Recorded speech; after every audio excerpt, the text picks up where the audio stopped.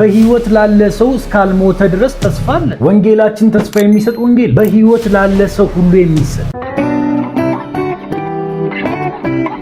ጸጋና ሰላም ይብዛላችሁ። እንዴት ናችሁ? እግዚአብሔር ይመስገን በጣም ደህና ነኝ። እንግዲህ ዛሬም በአዲስ ቪዲዮ ተመልሼ መጥቻለሁ። ለዚህ ዩቲዩብ ቻናል አዲስ ከሆናችሁ ሰብስክራይብ በማድረግ ቤተሰብ ሁኑ። ሁሌም የምለቀው ቪዲዮ ደግሞ እንዲደርሳችሁ የደውል ምልክቱን ማብራታችሁ እንዳትረሱ። እንግዲህ ዛሬ ተመልሼ የመጣሁት በአንድ ጉዳይ ነው። እርሱም ደግሞ ምንድነው? እንግዲህ ሰሞኑን በዘፋኞችና በዘፈን ላይ እየሰጠን ያለው አስተያየት እንዳለ ታውቃላችሁ። እነሱ ነገሮች እንግዲህ በአማኞች ዘንድ ሲደርሱ ያልሆነ መልክ ይዟል ብዬ ስላሰብኩኝ ለማብራራት ነው የመጣሁት። እርሱም ደግሞ ምንድነው? እንደምታውቁት ሁላችሁም ዘፋኝነት ኃጢአት ነው፣ ሁላችንም የምናውቀው ነገር ነው። አልኖሩበትም እንጂ ዘፋኞቹ እንኳን የሚያውቁት ነገር ነው። ታዲያ አብዛኞቻችን ይህንን ጉዳይ እናውቀዋለን። ነገር ግን ደግሞ አንዳንዶቻችን አንኖርበትም። የኖርንበት ሰዎች ደግሞ ያልኖሩበትን ሰዎች በማይገባ መልኩ እመክርበታለን። ታዲያም ሰሞኑን ያስተዋልኳቸው ጉዳዮች እነዚህ ነገር ናቸው። ሁላችንም እንደምናውቀው ወንጌላችን የምስራች ወንጌል ነው። የጠፋውን የምንፈልግበት፣ ያዘነውን የምናበረታታበት፣ ከእንደገናም ደግሞ ተስፋ የቆረጠውን ተስፋውን የምናለመልምበት ነገር ነው። ወንጌላችን እሱ ነው። ወንጌላችን ለደካሞች የመጣ ነው። ወንጌላችን ለኃጢአተኞች የመጣ ነው። ከእንደገናም ደግሞ ለጠፉት የመጣ ወንጌል ነው።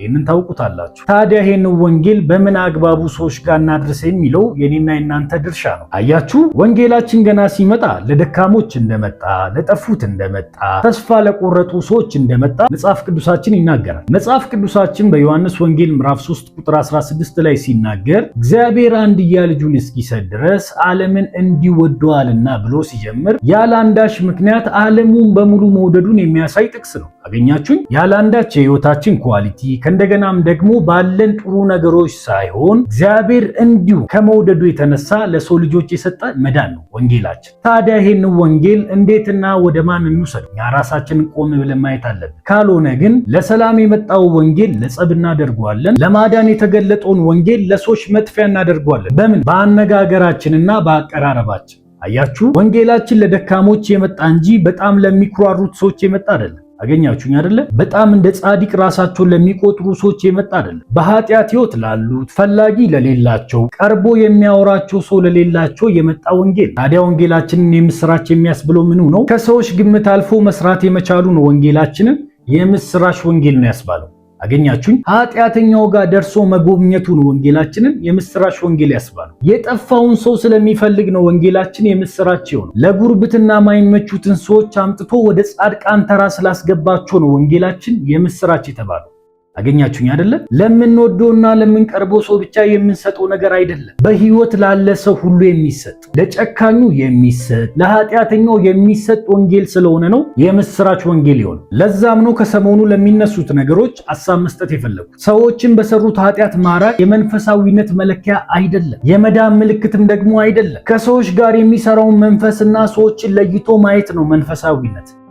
ሰዎችን ወደ ኃጢአት የሚመራውንና እነዛን ሰዎች ለይቶ ማየት ነው መንፈሳዊነት። ካልሆነስ እኛም በራሱ መንፈሳዊነታችንን ጥያቄ ውስጥ ይከተዋል። ካልሆነ የእኛም መዳን ራሱ ጥርጣሬ ውስጥ ይከተዋል። ለምን? የበራልንም ብርሃን ለሌሎቹ ማብራት መቻል አለብን እንጂ የጨለመባቸውን ሰዎች፣ በብርሃን ያልሆኑትን ሰዎች መክፋት አይደለም መንፈሳዊነት። አየ፣ ከነሱ ጀርባ ያለውን ነገር መቃወም ነው እንጂ እነሱ መቃወም አይደለም መንፈሳዊነት። ለዛ ከሰሞኑ እየሆነ ያለው ነገር ግን ምንድነው? ከጀርባቸው የሚሰራውን መንፈስ ትቶ ሰዎቹ ወደ መቃወም ነው እየሄድን ያለን። መጽሐፍ ቅዱሳችን ሲናገር አንዱ ስለ ሁሉ ሞተ አለ። ይሄ ወንጌላችን ለዓለም ሁሉ የተሰጠ ወንጌል። ይሄ መዳን ለሁሉ ሰው የተሰጠ መዳን ነው። አገኛችሁ? በጣም ለጥሩ ሰዎች የተሰጠ አይደለም። በጣም ትሁት ለሚመስሉ ሰዎች የተገለጠም አይደለም። ወንጌላችን ለዓለም እንዲሁ የተሰጠ መዳን ነው። ለዛ ከሰዎች ጀርባ የሚሰራውን ነገር ነው እንጂ መቃወም ያለብን ሰዎቹን በራሳቸው መቃወም የለብንም። አንዳንዶቹ በዛ ነገር የተያዙት ሳይወዱ ነውና፣ አንዳንዶቹ በዛ ነገር የገቡት ሳያስተውሉ ነውና። አብዛኞቹ ዘፋኞች መውጣት ይፈልጋሉ። አብዛኞቹ የደከሙት ሰዎች መበርታት ይፈልጋሉ። ህይወትን የሚጠላ ሰው የለም። መልካም ነገር የማይፈልግ ሰው የለም። ነገር ግን ህይወትን ወደ ማወቅ እንዳይደርስ የያዘው ነገር አለ። ያንን ነገር ነው የዳነ ሰው ማስተዋል ያለበት። በጣም የተጨነቀውን ነፍስ ቀርበ በፍቅር ወንጌል ልታደርሱ ይገባል እንጂ አንተም ተስፋ የቆረጠውን ሰውዬ ተስፋ እንደሌለው ስትነግረው ወዴት እንዴት ነው የፈለገው? በራስህ የዚህን ሰው ጥፋት እያፋጠንከው ነው። የመዳን ተስፋ አልሰጠከው። ጭራሽ ተስፋ እንደሌለው ነገርከው። ይሄ ሰው መዳን ይችላል ወይ? አንተ ተስፋ እንደሌለው የነገርከው በዚህ ብርሃን ውስጥ ሆነ በጨለማ ውስጥ ያለው ሰውዬ ብርሃን የማይታየው መዳን ይችላል? አይችልም። ወንጌላችን ተስፋ የሚሰጥ ወንጌል እንጂ ተስፋ የሚያስቆርጥ ወንጌል አይደለም። አስረግጬ ነው የምነግርህ። ወንጌላችን ተስፋ የሚሰጥ ወንጌል ነው። ተነስተ አንዱን ኃጢአተኛና አትድንም ስትለው አንተ ራሱ አልዳንክም። የብዙዎቻችን መጠራት በጣም ከድካም ህይወት እንደሆነ እናውቃለን። ሰዎች እንኳን ቢሰሙን ከሚቀየሙን አይነት ኃጢአት ነው የመጣ። ታዲያ እንዲህ ካለ ድካም የመጣ ሰው እንዴት አሁን በደከመው ሰው ላይ ይፈርዳል? እንዴት ብርሃን ባልበራለት ሰው ላይ ይፈርዳል? አየህ፣ ተስፋ እንዳለ ይነግረዋል እንጂ ተስፋ እንደሌለው እንዴት ይናገራል? እንዴት ወጥቶ በስጋ ሰውን ይቃወማል? አይሆንም። በዚህ ሰዓት ኢየሱስ ቢሆን ኖሮ ምን ሊያደርግ ይችል ነበር ብሎ ማሰብ የክርስቲያን አንዱ ኳሊቲ ነው። መጽሐፍ ቅዱሳችን እግዚአብሔር የሟቹን ሞት አይፈቅድም ይላል። ከእንደገናም ደግሞ መጽሐፍ ቅዱሳችን በሁለተኛ ጴጥሮስ ምዕራፍ 3 ቁጥር 15 ላይ የጌታችን ትዕግስት መዳናችሁ እንደሆነ ቁጠሩ ይላል መጽሐፍ ቅዱሳችን። በህይወት ላለ ሰው እስካልሞተ ድረስ ተስፋ አለ።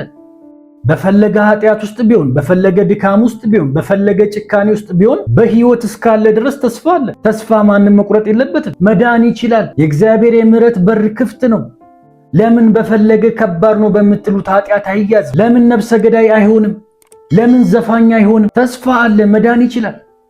የእግዚአብሔር የምህረት በር አልተዘጋም። የሰው ልጅ ተስፋ የሚያጣው የሞተ ዕለት ብቻ ነው። ተስፋ አለ።